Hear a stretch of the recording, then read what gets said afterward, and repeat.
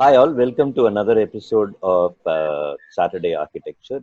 We have Deepak from Microsoft, Janaka from Colombo, he plays the CDO, CTO role, and Karthick from Cognizant, he's a pretty senior architect there. So it's called What is the Fractal? The one's fractal is a repeated pattern that keeps occurring at different levels. So this is about look at the black dot for 10 seconds. So I'll give 10 seconds, look at the black dot right at the center.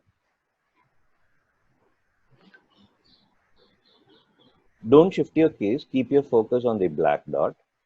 And now I'm going to change the picture. And notice the colors as after I have made the change with the peripheral of your vision, keeping your gaze on the black dot. Now that you have seen that colorful picture, now close your eyes for 3 seconds and open it again and look at the picture.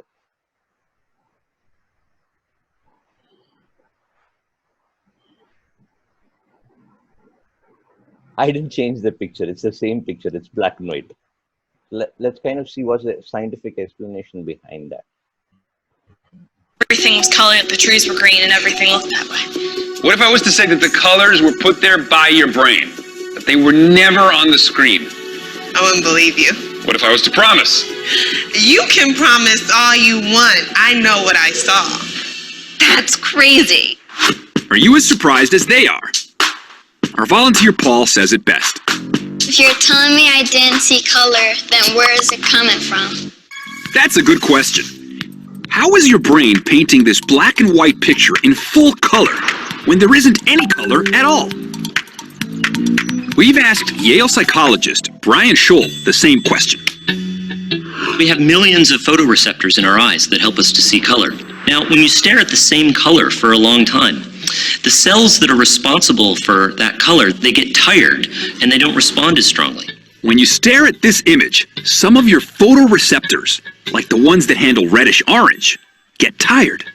Then when the image flips back to black and white, those tired cells can't pull their weight, and it's the cells for the complementary colors that are more active. Orange and blue are complementary colors. So when the orange tones go away, your brain adds blue to this black and white image. The result is that we experience a vivid sensation of color, even when in this case, the color's not really there.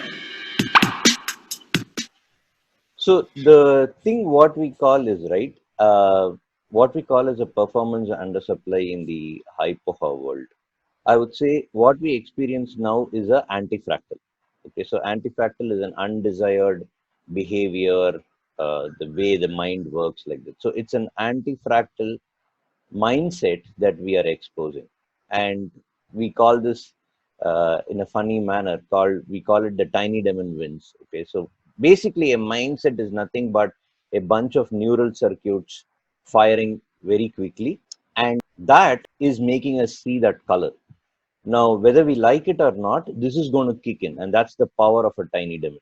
The question is, what is the fractal that is going to help us address this antifractal? It's actually the CQA. Okay, so essentially, when you do more and more CQAs, this fractal becomes less powerful. So in a way, when you start doing more and more CQAs, right, the curiosity neural circuits keep building it. So when you see it, bam, you don't jump into it. Oh, this is what it is. I know what it is. Here's the solution. No. So that tiny demon which says, I know, I've been there, I've seen it, this is what it is. You kind of disarm that tiny demon by actually practicing it. Now, it's kind of related to a couple of points that you had said, right? Getting ownership of people, moving them into responsibility mode. These are mindsets. So these mindsets are nothing but neural circuits that is there. So a mindset is a neural circuit. And you can't generally rewire a neural circuit by reading something. You can only rewire a neural circuit by doing something. And that's the method part of it. So every antifractal will have a fractal mindset and a method to build that neural circuit. So to build the curiosity is the mindset, and CQA is the method. The more and more CQAs you do, the more the curiosity neural circuits get built in. So if it is so obvious for an image that we see, imagine what we hear, the data that is presented to us, past experiences. It's such a hard battle to fight that tiny demon of, you know what, I clearly see it. Now, literally, when you clearly see is wrong, what if you clearly imagine is absolutely wrong? Whereas, can you say a case? This is the obvious solution. It was so clear. But then you are able to control that tiny demon and actually go beyond that and do a CQA, and you discovered something else, which is the black and white image. So basically, you're saying that we need to see beyond what your eyes are telling you at that moment.